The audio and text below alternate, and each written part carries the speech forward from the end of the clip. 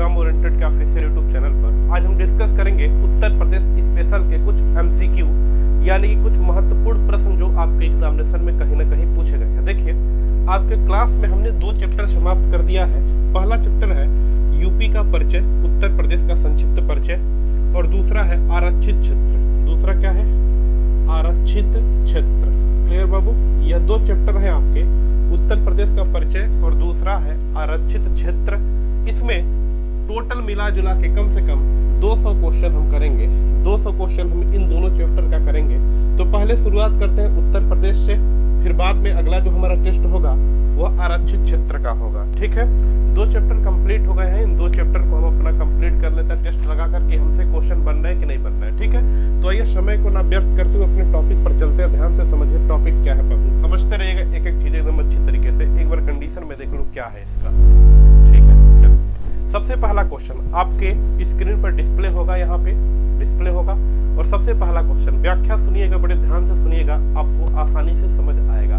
तो पहला चैप्टर जो आप क्लास में किए उसको आइए यहाँ पर हम अप्लाई कर लेते हैं। सबसे पहला क्वेश्चन देखेंगे, आपके स्क्रीन पर दिख रहा होगा, 2-3 क्वेश्चन साथ में देखेंगे। पहला क्वेश्चन है कि किस समिति ने त्रिस्तरीय पंचायती प्रणाली की सिफारिश की? आइए समझते हैं, किस समिति ने त्रिस्तरीय पंचायती प्रणाली की सिफारिश की? ठीक है, ध्यान से सुनिएगा।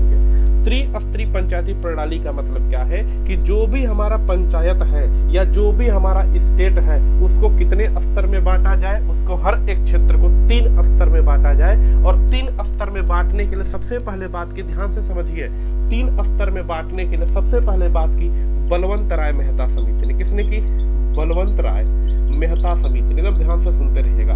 बलवंत राय मेहता समिति ने बताया कि जो भी हमारा क्षेत्र है, जो भी हमारा पंचायत है, जो भी हमारा जिला है या जो भी हमारा स्टेट है, सबको हम 3 स्तर में बांटेंगे। कितने स्तर में बांटेंगे? 3 स्तर में। तो किसने बात की? बलवंत राय मेहता समिति ने। किसने बात की? ऑप्शन में देखेंगे, बलवंत राय मेहता समिति ने। Option A is the correct answer. देखिए, बलवंत राय मेहता समिति का गठन होता है 1957 में। ध्यान से समझेंगे, बलवंत राय मेहता समिति का गठन होता है 1957 में। और यह समिति अपना रिपोर्ट पेश करती है 1959 में। यह समिति अपना रिपोर्ट पेश करती है 1959 में। ध्यान से समझते रहेंगे, बलवंत राय मेहता समिति का गठन होता है 1957 में और यह समिति अपना रिपोर्ट पेश करती है 1959 में। और 1959 में जब रिपोर्ट पेश करती है तो बताती है कि जो भी हमारा पंचायती व्यवस्था है, जो भी हमारा स्टेट पॉलिसी है, जो भी हमारा स्थानीय स्वशासन है, उसको हम 3 भागों में बांटेंगे। 1959 में इसने बताया कि पंचायतों को 3 स्तर में बांटेंगे, त्रिस्तरीय प्रणाली में बांटेंगे 3 स्तर में। और पहले स्तर पर बताया कि पहले स्तर पर होगा ग्राम पंचायत,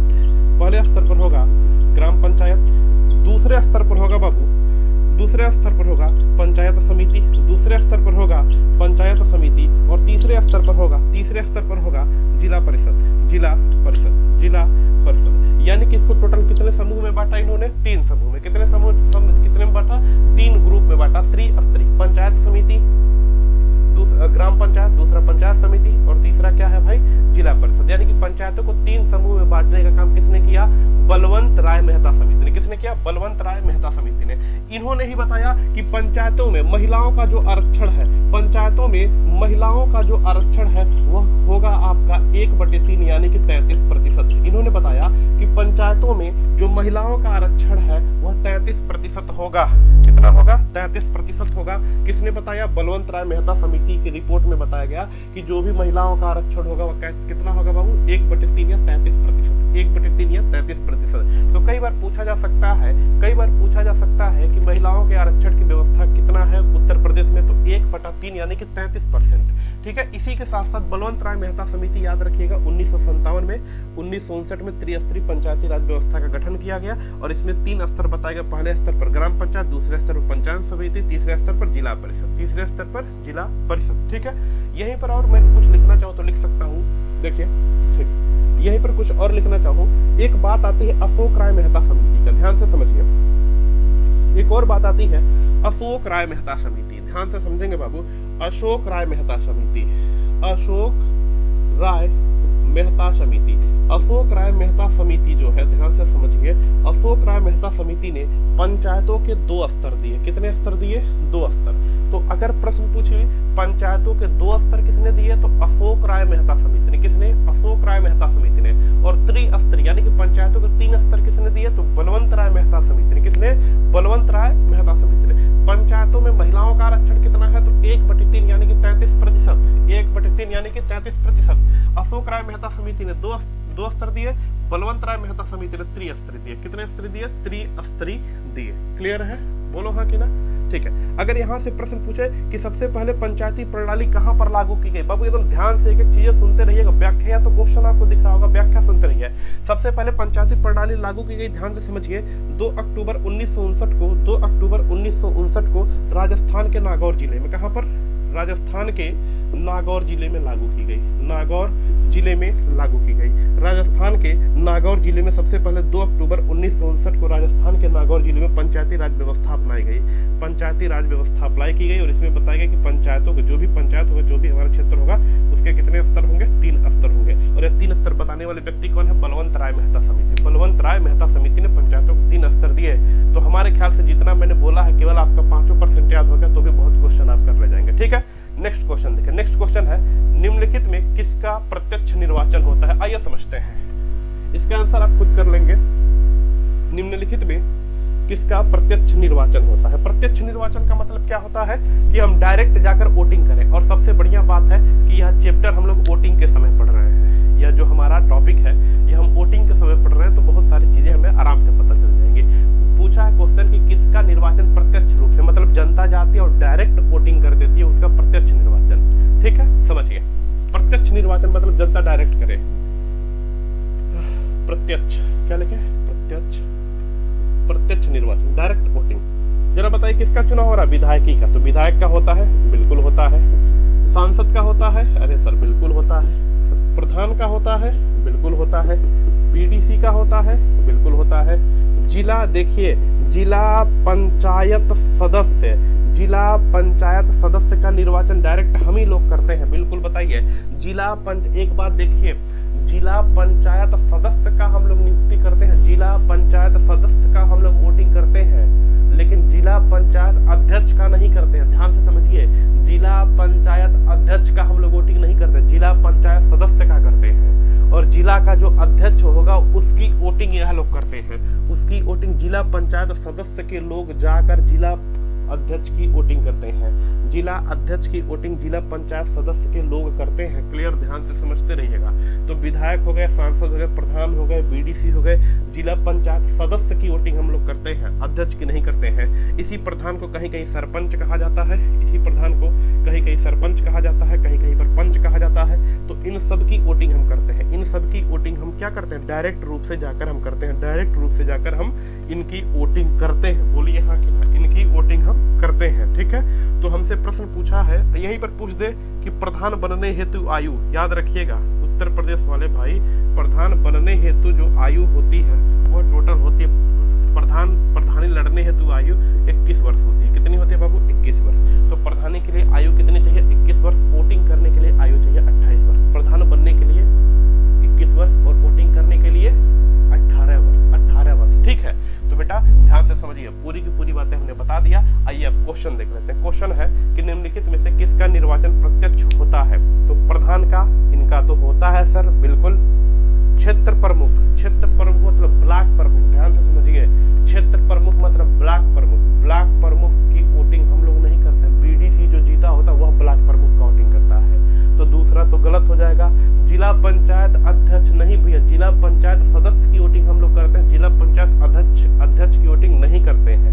यहाँ पर पंच की भी वोटिंग करते हैं और सरपंच की भी वोटिंग करते हैं हम ही लोग।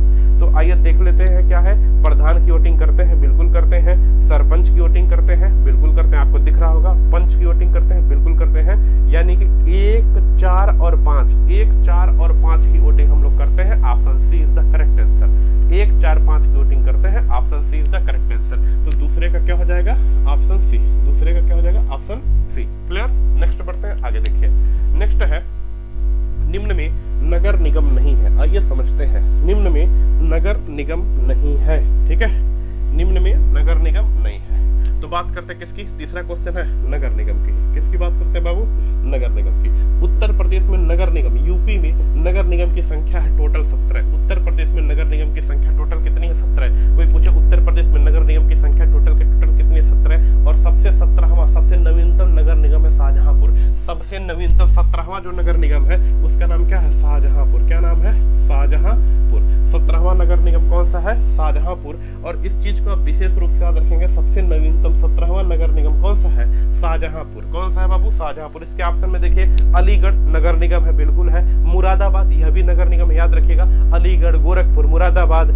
फिर आपका आ गया सहारनपुर, यह भी नगर निगम है। आजमगढ़, आजमगढ़ नगर निगम नहीं है, इस बात को याद रखिए, आजमगढ़ नगर निगम नहीं है। तो इसका ऑप्शन हो जाएगा तीसरा का ऑप्शन नंबर डी, यानी कि तीसरा जो है आजमगढ़ यह नगर निगम नहीं है। उत्तर प्रदेश में टोटल नगर निगम की संख्या कितनी है, 17। यूपी में मैं बात करूं टोटल जिला कितना है, टोटल जिला है बाबू आपका, टोटल जिला है 75। टोटल मंडल की बात करें, टोटल मंडल या टोटल संभाग की बात करें, ठीक है, तो यहाँ टोटल के टोटल है 18, टोटल के टोटल है 18, ठीक है। यहाँ पर बात करें नगर निगम की बात करें, नगर निगम की संख्या है 17, नगर निगम की संख्या है 17। तो छोटी छोटी बातें आपको विशेष रूप से याद होनी चाहिए, छोटी छोटी बातें आपको विशेष रूप से याद होनी चाहिए। यहीं पर और कुछ लिखना चाहे तो लिख सकते हैं, यहाँ हटाकर लिख देता हूँ, देखिए यहाँ लिख देता हूँ। जैसे उत्तर प्रदेश की बात करें, यूपी की बात करें, तो यूपी का राजकीय पक्षी, राजकीय पक्षी अगर पूछे, राजकीय पक्षी पूछे तो लिखेंगे सारस। क्या लिखेंगे, सारस। और इसी सारस को बोलते हैं क्रोंच। क्या बोलते हैं, क्रोंच। हम अपने उत्तर प्रदेश महाराजगंज गोरखपुर में उसको सरहट कहते हैं। क्या कहते हैं, सरहट, सरहट। वही उत्तर प्रदेश का राजकीय पक्षी है, सारस या सरहट, ठीक है। अपने भाषा में क्या कहते हैं, सरहट है। राजकीय वृक्ष पूछे, राजकीय वृक्ष पूछे तो लिखेंगे अशोक का पेड़, अशोक का पेड़, या इसे बोलते हैं साल वृक्ष। क्या बोलते हैं, साल वृक्ष, ठीक है। राजकीय पुष्प पूछे, राजकीय पुष्प पूछे तो लिखेंगे टेसु। क्या लिखेंगे, टेसु, याद रखिएगा। राजकीय पुष्प पूछे टेसु, या इसी को बोलते हैं पलाश। क्या बोलते हैं, पलाश। राजकीय पुष्प पूछे तो पूछेंगे, लिखेंगे टेसु, या इसी को बोलते हैं पलाश।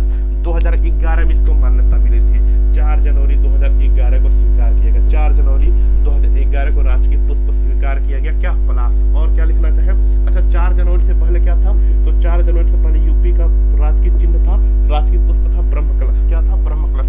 यूपी का राजकीय खेल कोई पूछे तो लिखेंगे हॉकी। यूपी का राजकीय खेल कोई पूछे तो लिखेंगे हॉकी।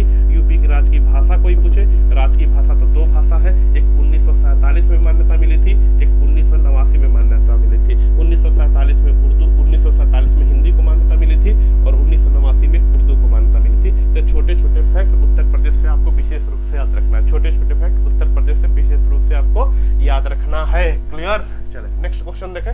नेक्स्ट क्वेश्चन यह जस्ट मेरा एक छोटा सा प्रयास है, इसके बाद हम लोग क्वेश्चन और बेहतर बेहतर बना कर लाएंगे। इसमें तो थोड़ा छोटा ही क्वेश्चन हम रखेंगे, उसके बाद हम एक बेहतर सा क्वेश्चन डील करके लेकर आएंगे, ठीक है।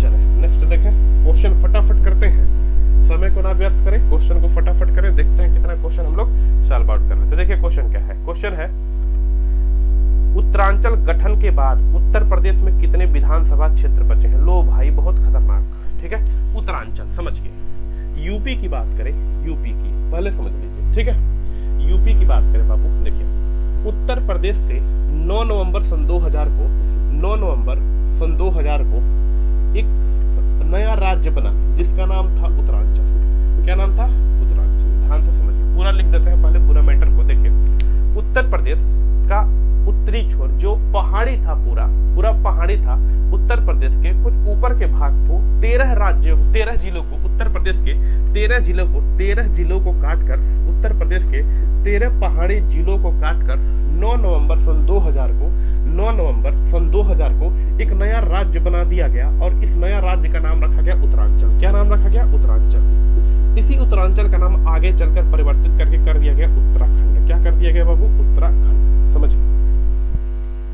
9 नवंबर सन 2000 को उत्तर प्रदेश में एक नया राज्य घोषित किया गया, उत्तर प्रदेश को काटकर एक नया राज्य बनाया गया, उस नया राज्य का नाम रखा गया उत्तरांचल। क्या नाम रखा गया, उत्तरांचल। आगे चलकर उसका नाम परिवर्तित करके कर दिया गया उत्तराखंड। क्या कर दिया गया, उत्तराखंड। यह 13 पहाड़ी जिलों को काटा गया, 13 पहाड़ी जिलों को काटा गया, और इन्हीं 13 पहाड़ी जिलों में उत्तर प्रदेश का राजकीय पुष्प मिलता था जिसका नाम था ब्रह्म कलश। जिसका नाम था क्या, ब्रह्म कलश। उसका नाम था ब्रह्म कलश। जब ये 13 पहाड़ी जिले काटे तो उत्तर प्रदेश का राजकीय पुष्प भी चला गया यहाँ पर उत्तरांचल यानी कि उत्तराखंड में। तो उत्तर प्रदेश ने अपना 2011 में एक नया पुष्प घोषित किया जिसका नाम क्या है? पलाश। यानी कि वर्तमान में उत्तर प्रदेश का राजकीय पुष्प क्या है? पलाश। राजकीय पुष्प क्या है? पलाश। देखिए, उत्तराखंड जब उत्तरांचल का गठन हो गया, उत्तरांचल का गठन यानी कि उत्तराखंड का जब गठन हो गया, तो उसके बाद यहाँ मैं पूरा हटाकर इसको हटाकर लिखता हूँ। जब इसका गठन हो गया, यूपी से कटकर उत्तराखंड का जब गठन हो गया, उत्तराखंड का जब गठन हो गया, तो यूपी में विधानसभा जो सीटें बची, ठीक है, यूपी में पहले लिख देते हैं, पहले विधानसभा सीटें 403 हो गई, जिस पर आजकल में चुनाव हो रहा है, जो हमारा चुनाव चल रहा है मुख्यमंत्री पद हेतु। 403 विधानसभा सीटें 403 बची। 403 प्लस एक पहले होता था लेकिन उसको हटा देगा, कितनी बची? 403। विधान परिषद सीटें कितनी बची? विधान परिषद सीटें बची केवल 100। केवल कितनी बची? 100। ध्यान से समझिए, उत्तराखंड के गठन के बाद की बात है, उत्तराखंड के गठन के बाद की बात है। उत्तराखंड के गठन के पहले इसमें 425 सीटें थी, इसमें 108 सीटें थी, इसमें 425 थी, इसमें 108 सीटें थी। जब उत्तराखंड का गठन नहीं हुआ था, तो उत्तराखंड का गठन नहीं हुआ था, तो वर्तमान में उत्तराखंड जब गठन हो गया, उत्तराखंड ने उत्तर प्रदेश का 13 जिला लेकर गया, तो उसमें जो सीटें थी, विधानसभा की जो सीटें थी उसको भी लेकर चला गया, विधानसभा की सीटें थी उसको भी लेकर चला गया। तो उत्तर प्रदेश में विधानसभा सीटें अब कितनी है? 403। और विधान परिषद सीटें अब कितनी है? टोटल 100 बची। कितनी बची? 100। इसके पहले कितनी थी? 108। जब उत्तराखंड का गठन नहीं हुआ तो कितनी थी? 108। यही मैं लिख देता हूँ। लोकसभा सीट कितनी है उत्तर प्रदेश में? लोकसभा सीट है बाबू 80। लोकसभा सीट है 80। लोकसभा सीट है 80 और राज्यसभा सीट है 31। राज्यसभा सीट कितनी है? 31। तो छोटे छोटे फैक्ट याद रखेंगे, छोटे छोटे फैक्ट आप याद रखेंगे कि लोकसभा सीट और राज्यसभा सीट आपको पता होना चाहिए। महिलाओं का आरक्षण पूछे तो 1/3, महिलाओं का आरक्षण पूछे तो कितना लगाएंगे? 1/3। तो क्वेश्चन क्या है? ये क्वेश्चन पढ़ लेते हैं। क्वेश्चन है बाबू, उत्तरांचल गठन के बाद उत्तर प्रदेश में कितने विधानसभा क्षेत्र बचे हैं? तो आंसर होगा ऑप्शन नंबर सी 403। आंसर होगा ऑप्शन नंबर सी 403। ठीक है, नेक्स्ट क्वेश्चन देखेंगे। नेक्स्ट क्वेश्चन, उत्तर प्रदेश में लोकायुक्त पद कब सृजन किया गया? आइए समझते हैं, उत्तर प्रदेश में लोकायुक्त पद कब सृजन किया गया। तो समझ लेते हैं लोकायुक्त क्या होता है, क्या नहीं होता है, उसके बाद हम आगे बढ़ते हैं। ठीक है, उत्तर प्रदेश में लोकायुक्त पद कब सृजन किया गया? तो यूपी में लोकायुक्त पद कब सृजन किया गया? इससे बेहतर कुछ हो नहीं सकता, ध्यान से समझेंगे। उत्तर प्रदेश में लोकायुक्त का पद, देखिए लोकायुक्त क्या है? लोकायुक्त एक विभाग है।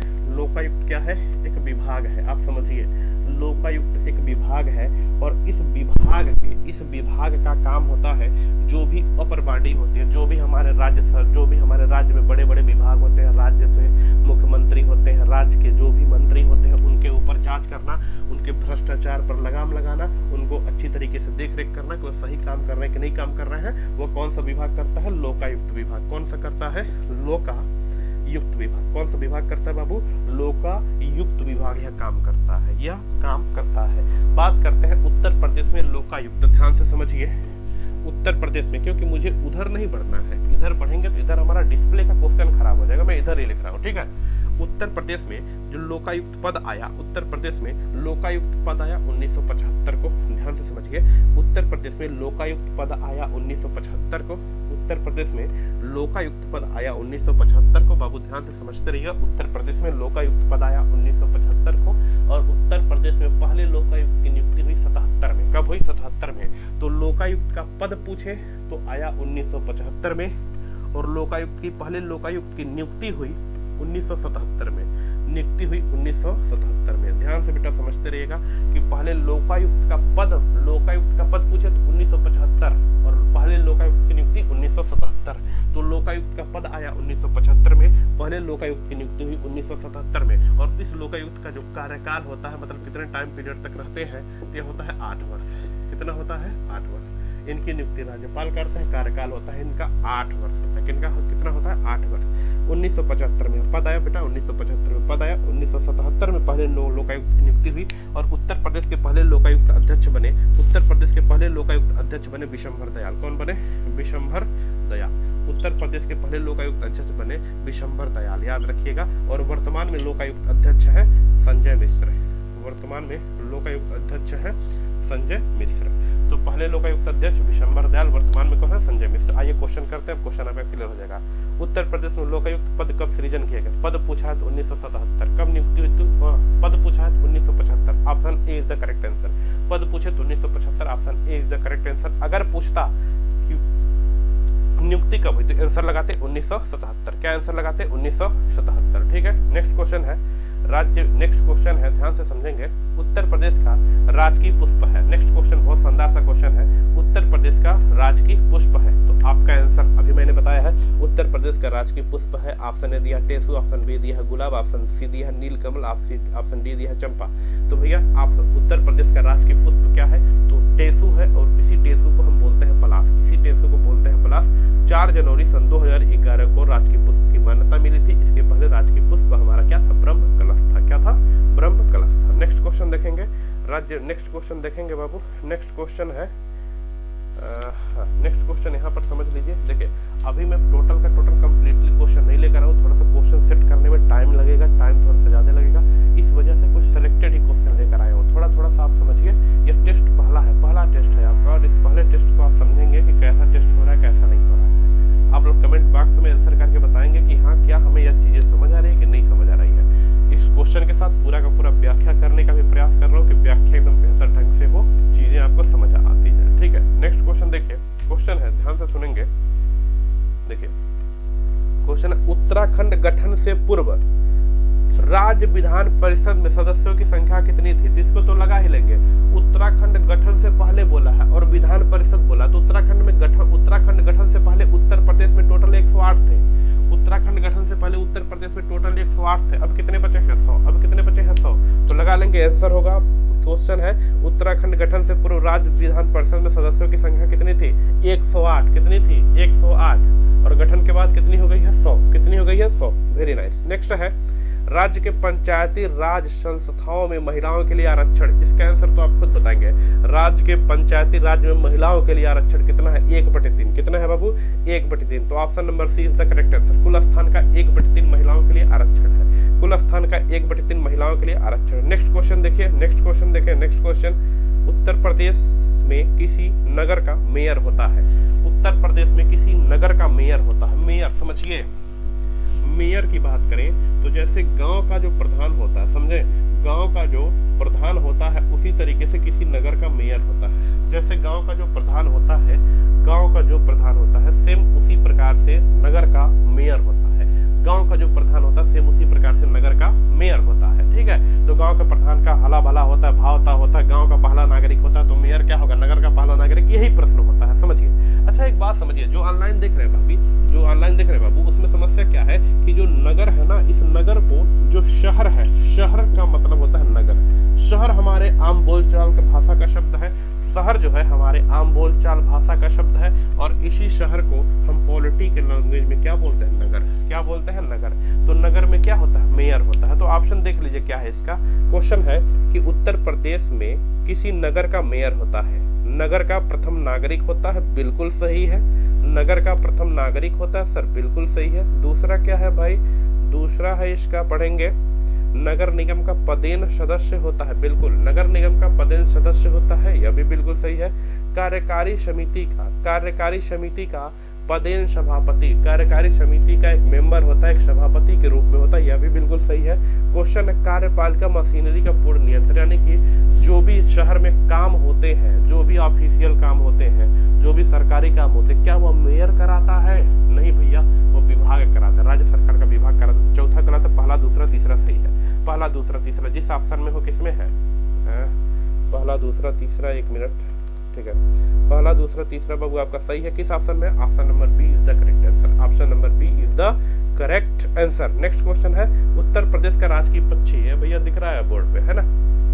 उत्तर प्रदेश का राजकीय पक्षी क्या है? क्रोंच या सारस? या तो सारस या तो क्रोंच कहते हैं, और उसी को हम अपने देहाती भाषा में सरहट कहते हैं। क्या कहते हैं? सरहट। तो आइए ऑप्शन देख लेते हैं। उत्तर प्रदेश का राजकीय पक्षी है सारस, मोर, तोता, कोयल। तो ऑप्शन है सारस इज द करेक्ट आंसर। सारस इज द करेक्ट आंसर। मुख्य मेट्रोपॉलिटन मजिस्ट्रेट है, ध्यान से समझिए, मुख्य मेट्रोपॉलिटन मजिस्ट्रेट है। यह क्वेश्चन इंपॉर्टेंट है, यह समझ लेते हैं। मुख्य मेट्रोपॉलिटन मजिस्ट्रेट है, समझ लेते हैं बाबू क्या है? मुख्य मेट्रोपॉलिटन मजिस्ट्रेट है। तो देखिए देखिए भाई, मेट्रोपॉलिटन जैसे पूछे, मेट्रोपॉलिटन मतलब बहुत बेहतर, मेट्रोपॉलिटन मुख्य मेट्रोपॉलिटन मजिस्ट्रेट बाबू कानपुर होता है। कौन सा होता है? कानपुर। मुख्य मेट्रोपॉलिटन मजिस्ट्रेट कौन सा होता है? कानपुर। कानपुर से कुछ प्रश्न याद रखेंगे। मुख्य मेट्रोपॉलिटन मजिस्ट्रेट क्या होता है? कानपुर। कानपुर में है चकेरी एयरपोर्ट, चकेरी एयरपोर्ट पूछे, चकेरी एयरपोर्ट कहाँ पर है? तो कानपुर में। जहां पर शब्द चकेरी लगे, ध्यान से समझिए, जहां पर शब्द चकेरी लग जाए तो उसका आंसर क्या होता है? कानपुर। चकेरी एयरपोर्ट कानपुर में। चकेरी थाना कोई पूछे, चकेरी थाना, तो भी आंसर लगाएं क्या? कानपुर। तो भी आंसर लगाएं क्या? कानपुर। राष्ट्रीय दलहन अनुसंधान, राष्ट्रीय दलहन अनुसंधान मतलब दालों पर विशेष रूप से काम करने के लिए, दालों पर रिसर्च करने के लिए कहाँ पर है? कानपुर में। और यहाँ पर लिखेंगे उत्तर प्रदेश का मान्यता प्राप्त स्टॉक एक्सचेंज, मान्यता प्राप्त, बहुत इंपॉर्टेंट क्वेश्चन है। मान्यता प्राप्त स्टॉक एक्सचेंज भी कहाँ पर है? कानपुर में। उत्तर प्रदेश का मान्यता प्राप्त स्टॉक एक्सचेंज भी कहाँ पर है? कानपुर में। कृत्रिम अंग निर्माण संस्थान भी कहाँ पर है? कानपुर में। कहाँ पर है? कानपुर में। कृत्रिम अंग निर्माण संस्थान भी कहाँ पर है? कानपुर में। कहाँ पर है बाबू? कानपुर में। छत्रपति शिवाजी महाराज यूनिवर्सिटी भी कहाँ पर है? कानपुर में। छत्रपति शिवाजी महाराज यूनिवर्सिटी भी कहाँ पर है? कानपुर में। तो चकेरी एयरपोर्ट, चकेरी थाना, राष्ट्रीय दलहन अनुसंधान केंद्र, दालों पर विशेष प्रकार का रिसर्च करने के लिए राष्ट्रीय दलहन अनुसंधान केंद्र कहाँ पर खोला गया है? कानपुर में। उत्तर प्रदेश का पहला मान्यता प्राप्त स्टॉक एक्सचेंज, उत्तर प्रदेश जहां पर शेयर की खरीदारी होती है, जहां पर शेयर बेचा जाता है, उसे बोलते हैं स्टॉक एक्सचेंज। उत्तर प्रदेश का पहला मान्यता प्राप्त स्टॉक एक्सचेंज कहां पर है? कानपुर में। कृत्रिम अंग निर्माण कारखाना या कृत्रिम अंग निर्माण संस्थान भी कहां पर है? कानपुर में। कहां पर है? कानपुर में। कानपुर चमड़ा के लिए प्रसिद्ध है, चमड़ा के लिए प्रसिद्ध है कानपुर, और आगरा चमड़ा के लिए प्रसिद्ध है। आइए थोड़ा सा और समझ लेते हैं। देखिए, कृत्रिम अंग निर्माण का मतलब समझ रहे हैं, जैसे कुछ दांत हमारा कृत्रिम रूप से लगता है, हाथ कट जाता है तो प्लास्टिक का हाथ हमारा कृत्रिम रूप से लग जाता है, पैर कट जाता है तो प्लास्टिक का जो पैर है वह कृत्रिम रूप से लगता है, वह बनाया कहाँ जाता है? सबसे बढ़िया कहाँ पर बनता है? कानपुर में। कहाँ पर बनता है? कानपुर में। कहाँ पर? कानपुर में। तो कानपुर से आई थिंक आपको क्वेश्चन समझ आ गया होगा। मुख्य मेट्रोपॉलिटन मजिस्ट्रेट शहर है या कानपुर? बहुत ही बेहतर शहर है कानपुर। और इसी कानपुर में एक और स्थान है, दो कानपुर है। एक कानपुर तो शहर है और एक कानपुर है कानपुर देहात। समझिए, एक कानपुर तो हमारा मुख्य शहर है। देखिए, उत्तर प्रदेश में 2 जिले हैं, एक का नाम है कानपुर, एक का नाम क्या है? कानपुर, और एक का नाम है कानपुर देहात। दोनों एक ही चीज है, कानपुर देहात मतलब यह ग्रामीण क्षेत्र है। कानपुर देहात और दूसरा क्या है? कानपुर। इसी कानपुर देहात से हमारे राष्ट्रपति रामनाथ कोविंद जी हैं। इसी कानपुर देहात से हमारे राष्ट्रपति रामनाथ कोविंद जी हैं। तो उत्तर प्रदेश के कानपुर देहात से राष्ट्रपति कौन है? रामनाथ कोविंद जी। कौन है? रामनाथ कोविंद जी। इस चीज को विशेष रूप से याद रखेंगे। और यही रामनाथ कोविंद राष्ट्रपति से पहले बिहार के राज्यपाल रह चुके हैं। बिहार के क्या रह चुके हैं? राज्यपाल। कई बार प्रश्न पूछा जा सकता है, राष्ट्रपति से पूर्व क्या रह चुके हैं? बिहार के राज्यपाल रामनाथ कोविंद महोदय। क्लियर? कानपुर देहात से आते हैं, कानपुर देहात से आते हैं। नेक्स्ट क्वेश्चन है कि पंचायत चुनाव लड़ने हेतु एक व्यक्ति के न्यूनतम, पंचायत मतलब गांव का चुनाव, बताया है ना? पंचायत चुनाव लड़ने हेतु व्यक्ति की न्यूनतम आयु 21 वर्ष। पंचायत चुनाव लड़ने हेतु व्यक्ति की न्यूनतम आयु 21 वर्ष। कितनी होनी चाहिए? 21 वर्ष। ठीक है।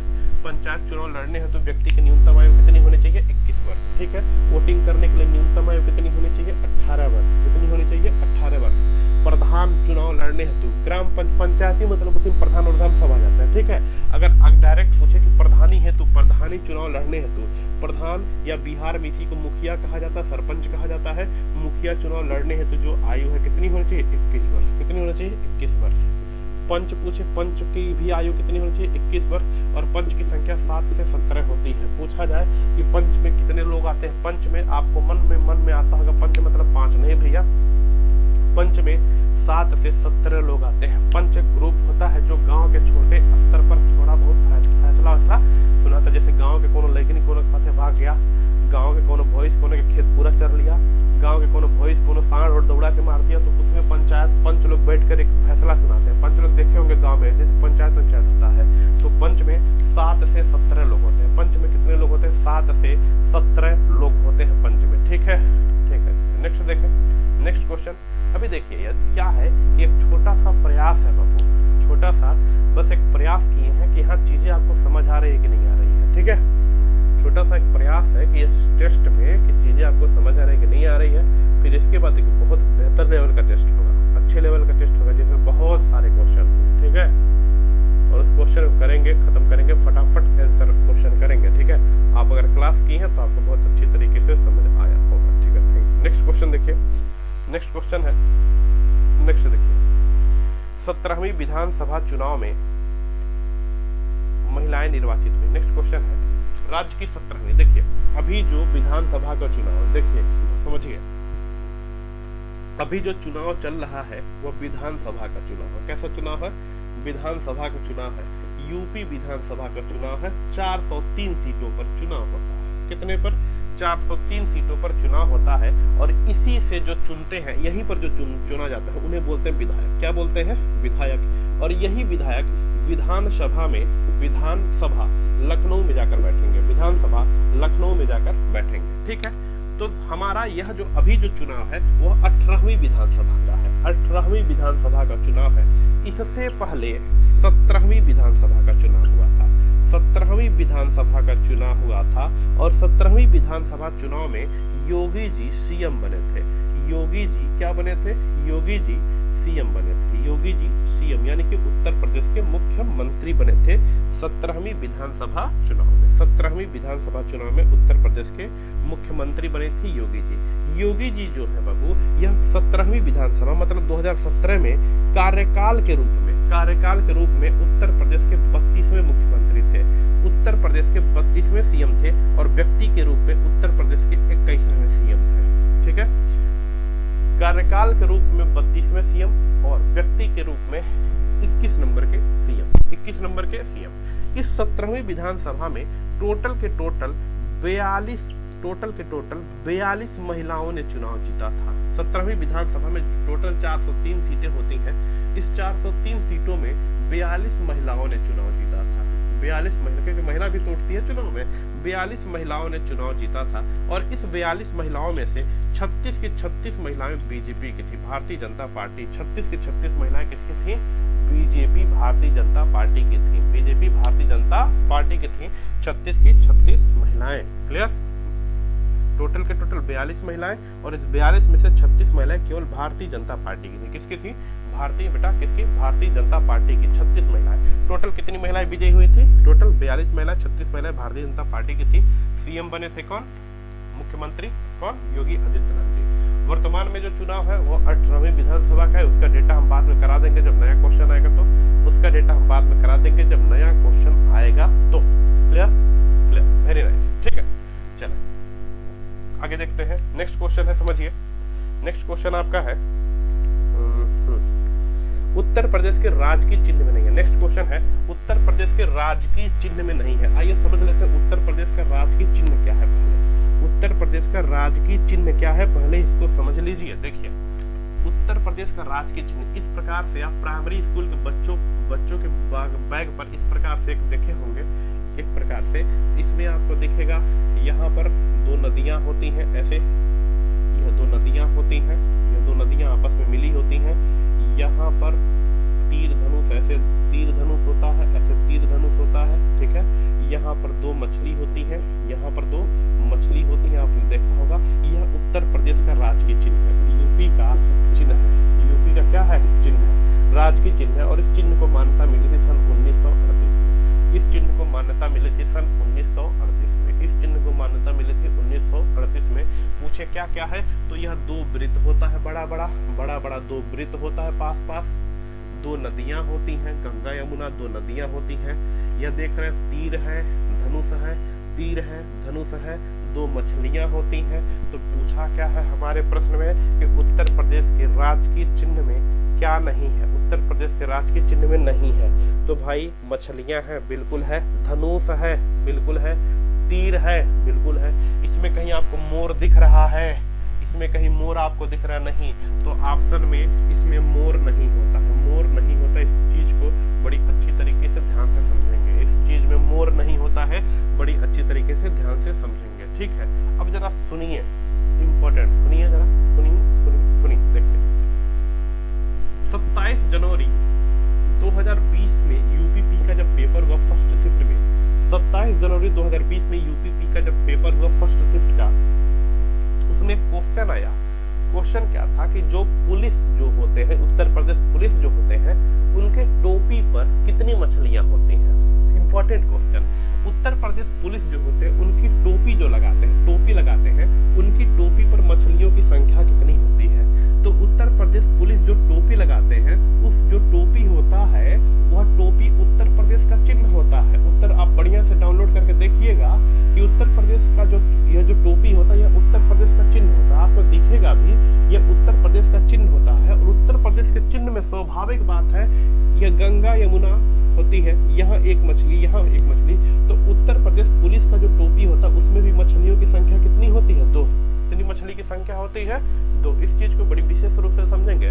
उत्तर प्रदेश जो टोपी लगाते हैं सर पर, ध्यान से देखेंगे तो उत्तर प्रदेश का राज्य के चिन्ह होता है और उसमें भी मछलियों की संख्या कितनी होती है? 2। कितनी होती है? 2। मछलियों की संख्या कितनी होती है? 2। ये क्वेश्चन आ चुका है आपके पेपर में। तो ठीक, हमारा राज्य के चिन्ह क्या है? इसमें मोर नहीं है, इसकी मान्यता मिली थी 1938 में। इस चिन्ह को मान्यता कब मिली थी? 1938 में। 1938 में। नेक्स्ट क्वेश्चन देखेंगे। नेक्स्ट क्वेश्चन, आई थिंक चीजें आपको समझ आ रही होंगी, ठीक है। नेक्स्ट क्वेश्चन, बहुत शानदार से क्वेश्चन आपको कराए हैं। नेक्स्ट क्वेश्चन देखिए। नेक्स्ट क्वेश्चन है, अब तक उत्तर प्रदेश में कितनी महिला मुख्यमंत्री? इसको तो मैं बताऊंगा, नहीं सुनिए। उत्तर प्रदेश में अब तक कितनी महिला मुख्यमंत्री रह चुकी हैं? तो केवल 2 लोग, केवल 2 लोग महिला मुख्यमंत्री रही हैं बाबू। केवल 2 लोग महिला मुख्यमंत्री रही है। पहली है सुचेता कृपलानी, सुचेता कृपलानी, सुचेता कृपलानी, और दूसरी है बहन मायावती, दूसरी है बहन मायावती।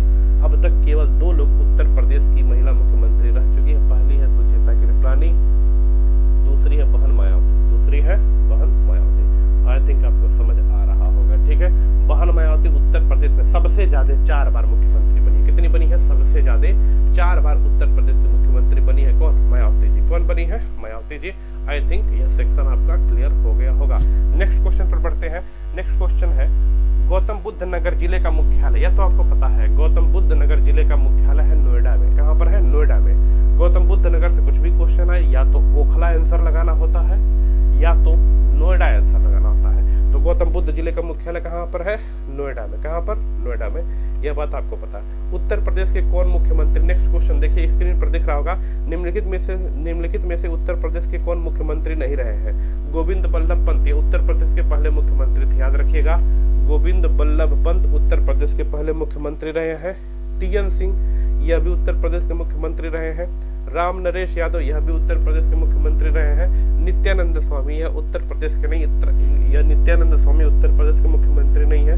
यह बिलोंग करते हैं उत्तराखंड क्षेत्र से। कहां से बिलोंग करते हैं? उत्तराखंड क्षेत्र से। नेक्स्ट क्वेश्चन है, उत्तर प्रदेश विधानसभा के लास्ट क्वेश्चन है। आप बताइएगा क्या कंडीशन है, क्या नहीं कंडीशन, उसके अनुसार हम लोग क्वेश्चन करेंगे। क्वेश्चन है, उत्तर प्रदेश विधानसभा के प्रथम अध्यक्ष लिख देते हैं। देखिए, विधानसभा के प्रथम अध्यक्ष पूछे, विधानसभा के प्रथम अध्यक्ष उत्तर प्रदेश विधानसभा के प्रथम अध्यक्ष कितने बच्चों को सच्चाई में बताऊं तो कितने बच्चों को ना जी विधानसभा और विधान परिषद में अंतर ही नहीं पता होता है, ठीक है। कितने लोगों को विधानसभा विधान परिषद में अंतर ही नहीं पता होता है। हमसे पूछा विधानसभा के प्रथम अध्यक्ष, तो पुरुषोत्तम दास टंडन है। पुरुषोत्तम दास टंडन। विधानसभा के प्रथम अध्यक्ष है Purushottam Das Tandon. Option B is the correct answer. अगर यह पूछ दे कि विधान परिषद के प्रथम अध्यक्ष, तो श्री चंद्रभाल। क्या है? श्री चंद्रभाल, याद रखिएगा। विधानसभा के प्रथम अध्यक्ष पूछे तो पुरुषोत्तम दास टंडन, और विधान परिषद के पूछे तो श्री चंद्रभाल। तो यह सेक्शन आपका कंप्लीट होता है पूरी तरीके से। लगभग 20 क्वेश्चन, 19 क्वेश्चन जो भी हम